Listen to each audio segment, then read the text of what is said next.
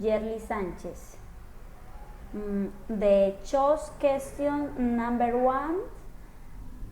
Could you tell me a little about yourself? As you can see from my resume, I currently work to the company Lácteos Disimitarra S.A. and I am a quality analyst in the food area.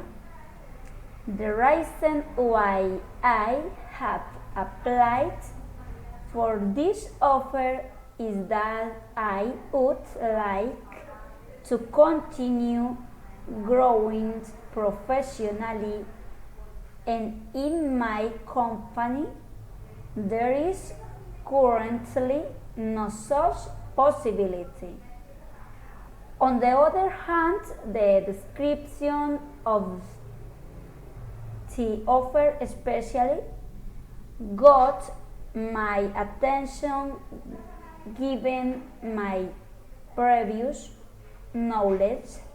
I believe that it can add value to the company given my previous experience in the sector. I feel confident showing it with results. Bye.